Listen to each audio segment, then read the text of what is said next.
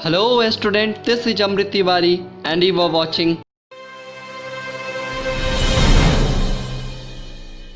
Students. आज हम पढ़ने वाले हैं critical angle, relation between critical angle and refractive index and then कुछ क्वेश्चंस भी सॉल्व करेंगे and total internal reflection.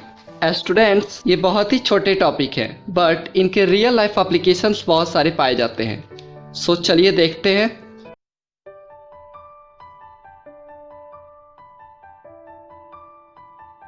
Students, suppose that ये एक इंटरफेस है किसी मीडियम का एंड यहाँ पे वाटर है जो कि एक डेंसर मीडियम है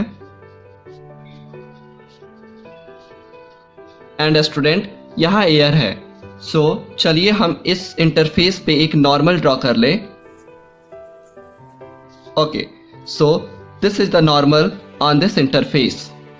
नाउ स्टूडेंट, सपोज दैट कि अगर कोई लाइट रे ऑब्लिकली इस तरह से आ रही है, मीन्स डेंसर मीडियम से रेयरर मीडियम में जा रही है, तो ये away from the normal bent होगी like this. Okay,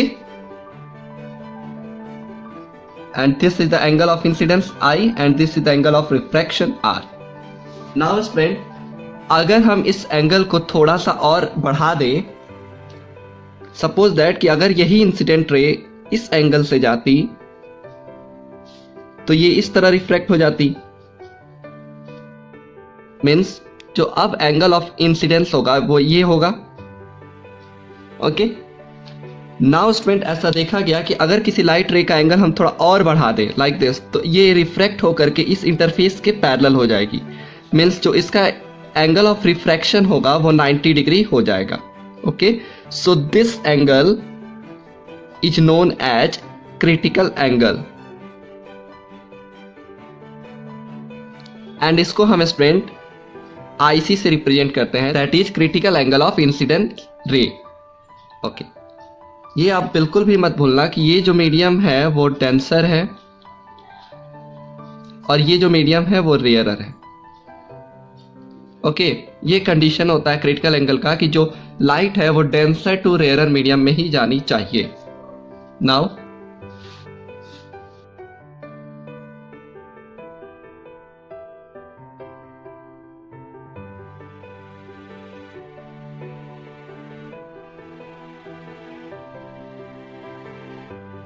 means student, जो एंगल ऑफ इंसिडेंस होगा डेंसर मीडियम में, जिसके corresponding angle of refraction rarer medium में 90 डिग्री होगा, उसे हम क्रिटिकल एंगल कहेंगे। ओके स्टूडेंट्स, चलिए एक बार और समझते हैं कि ये जो एंगल था, दिस एंगल, इसका जो एंगल ऑफ रिफ्रैक्शन हुआ वो 90 डिग्री हुआ रेयरर मीडियम में।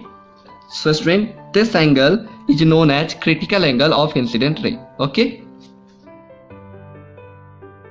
Students, हमें यहाँ से एक बहुत ही अच्छा रिलेशन मिलता है critical angle and refractive index को, तो चलिए उसको भी जानते हैं।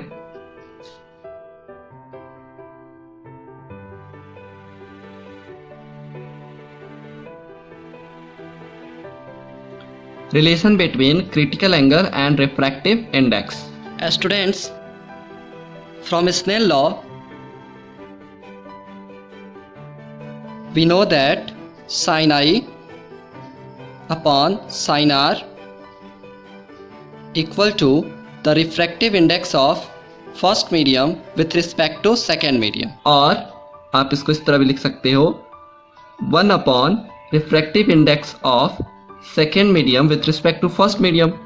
ओके, ये हम स्टूडेंट स्नेल लॉ से जानते हैं। नाउ स्टूडेंट, जो एंगल ऑफ इंसिडेंस है वो क्रिटिकल एंगल के बराबर हो जाए तो एंगल ऑफ रिफ्रैक्शन 90 डिग्री हो जाएगा।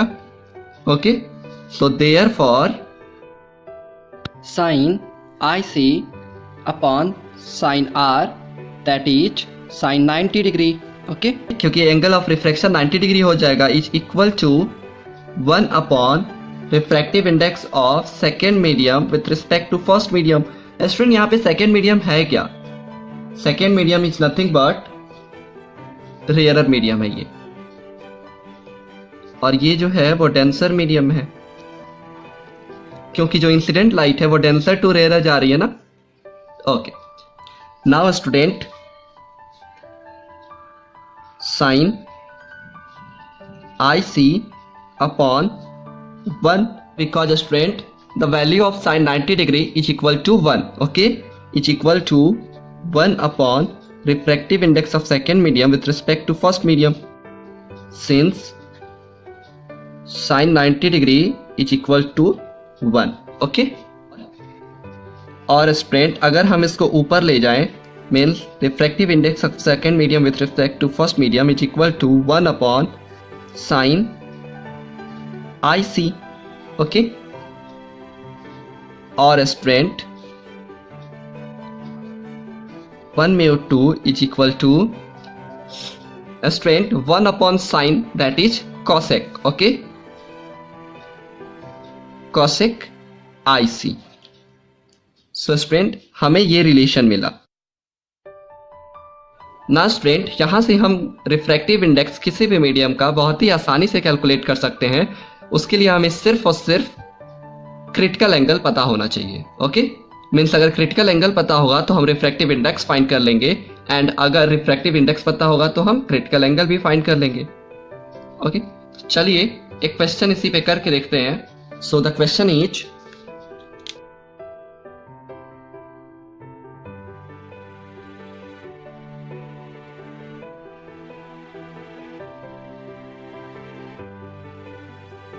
स्टूडेंट इस क्वेश्चन में हमें कह रहा है कि आप क्रिटिकल एंगल की वैल्यू फाइंड कीजिए, ओके. एंड स्टूडेंट हमें उस मीडियम का रिफ्रैक्टिव इंडेक्स गिवन है, ओके. सो स्टूडेंट चलिए सबसे पहले हम गिवन लिख लेते हैं. गिवन हमें एक रिफ्रैक्टिव इंडेक्स दिया हुआ है दैट इज √3, ओके. किसी मीडियम का रिफ्रैक्टिव इंडेक्स दिया हुआ है जो है √3. So since student we know that refractive index is equal to cosec IC, और हम इसी फॉर्मूले को एक और तरीके से लिख सकते हैं, और sin IC that is critical angle is equal to 1 upon refractive index, okay. आप इन दोनों में जो चाहो वो यूज कर सकते हो. सो हमें यहाँ पे रिफ्रैक्टिव इंडेक्स दिया हुआ है that is sin IC is equal to 1 upon √3. सो अगर हम ऊपर नीचे √3 से मल्टीप्लाई करा दें तो हमें कुछ मिल जाएगा sin IC equal to √3 upon 3. And student अगर आप इसको सॉल्व करोगे तो जो वैल्यू आएगी वो होगी 0.5773, okay. So student the critical angle is sin IC equal to 0.5773, okay. And अगर आप इसकी साइन में वैल्यू निकालोगे तो आपको मिलेगा IC equal to 35.3 degree, okay. So ये रहा आंसर. ये क्वेश्चन स्टूडेंट CBSE 2010 में पूछा गया था. आप यहां तक भी लिख के छोड़ोगे तो भी गलत नहीं माना जाएगा, ओके. नाउ स्टूडेंट चलिए हम इसी से रिलेटेड एक और टॉपिक को डिस्कस करते हैं that is total internal reflection, okay. So next topic is total internal reflection.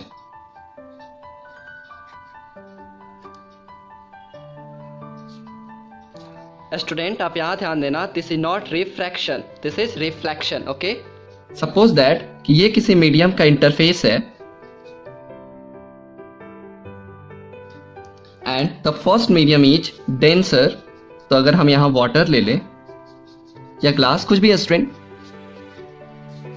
So this medium is water जो कि एक डेंसर मीडियम है, और ये जो मीडियम है स्टूडेंट वो एयर है जो कि एक रेयरर मीडियम है. चलिए एक नॉर्मल ड्रॉ कर लेते हैं इस इंटरफेस पे, ओके.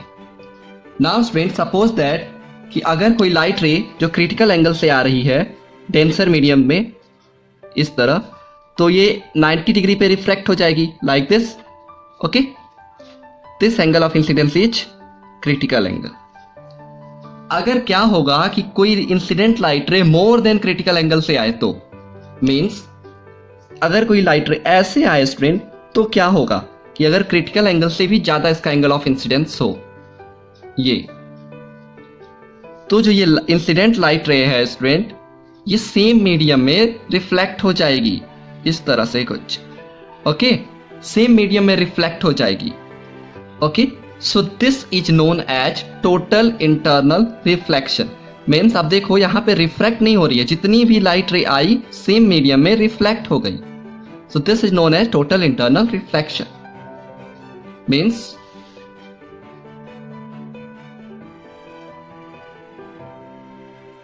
मीन्स स्टूडेंट अगर एंगल ऑफ इंसिडेंस को फर्दर इंक्रीज किया जाए beyond the critical angle, means critical angle से भी ज्यादा अगर इंक्रीज कर दिया जाए तो जो रे होता है वो रिफ्रैक्टेड होने के बजाय रिफ्लेक्ट हो जाता है। Okay, so this is called total internal reflection. Okay student, total internal reflection होने के कुछ इंपॉर्टेंट कंडीशंस हैं, वो कंडीशंस अगर फुलफिल होगा तभी टोटल इंटरनल रिफ्लेक्शन होगा, अदरवाइज नहीं होगा। सो चलिए उस कंडीशंस को भी देख लेते हैं।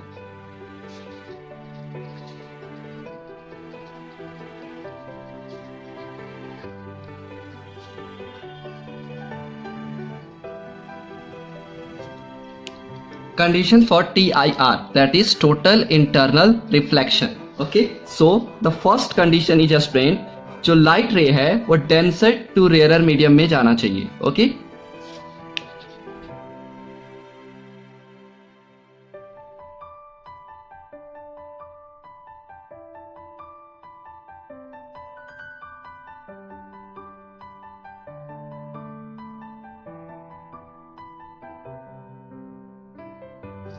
मीन्स स्टूडेंट जो रे ऑफ लाइट है वो must pass from denser to rarer medium. Okay, now the second condition is